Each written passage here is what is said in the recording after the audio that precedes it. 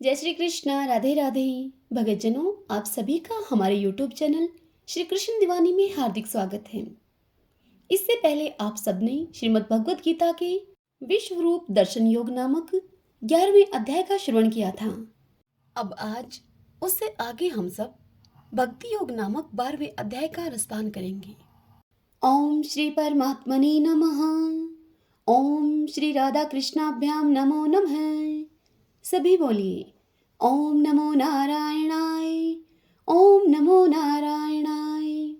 अर्जुन श्री भगवान से बोले, हे जनार्दन, जो अनन्य प्रेमी भगत जन पूर्वोक्त प्रकार से निरंतर आपके भजन ध्यान में लगे रहकर आप सगुण रूप परमेश्वर को और दूसरे जो केवल अविनाशी सच्चिदानंद घन निराकार ब्रह्मा को ही अति श्रेष्ठ भाव से भजते हैं, उन दोनों प्रकार के उपासकों में अति उत्तम योगवेता कौन है?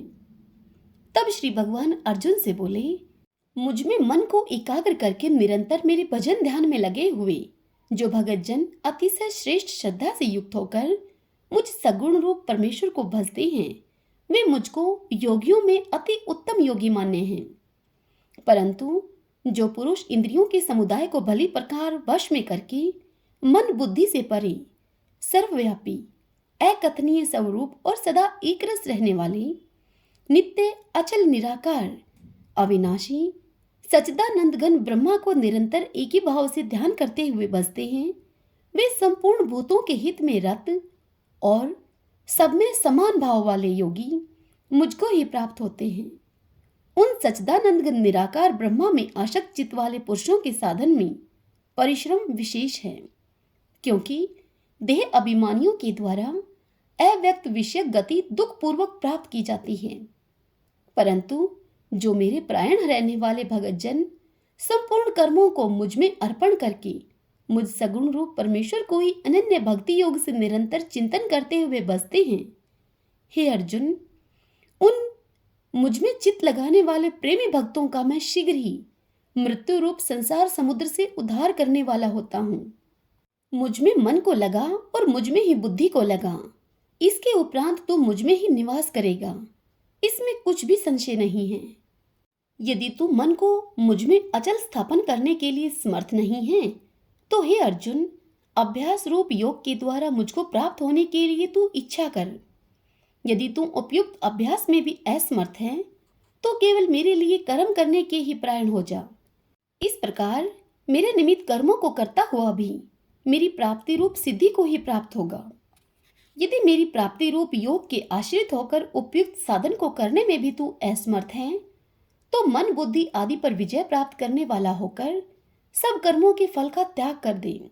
मर्म को न जानकर किए हुए अभ्यास से ज्ञान श्रेष्ठ है, ज्ञान से मुझ परमेश्वर के स्वरूप का ध्यान श्रेष्ठ है, और ध्यान से भी सब कर्मों के फल का त्याग श्रेष्ठ है, क्योंकि त्याग से तत्काल ही परम शांति होती है। जो पुरुष सब भूतों में द्वेष भाव से रहित, स्वार्थ रहित, सबका प्रेमी और हेतु रहित दयालु है तथा ममता से रहित, अहंकार से रहित, सुख दुखों की प्राप्ति में सम और क्षमावान है, अर्थात अपराध करने वालों को भी अभय प्रदान करने वाला है, तथा जो योगी निरंतर संतुष्ट है, मन इंद्रियों के सहित शरीर को वश में किए हुए है और मुझ में दृढ़ निश्चय वाला है, वह मुझ में अर्पण किए हुए मन बुद्धि वाला मेरा भक्त मुझको प्रिय है, जिससे कोई भी जीव उद्वेग को प्राप्त नहीं होता और जो स्वयं भी किसी जीव से उद्वेग को प्राप्त नहीं होता, तथा जो हर्ष, अमर्ष, भय तथा उद्वेग आदि से रहित है, वह भगत मुझको प्रिय है।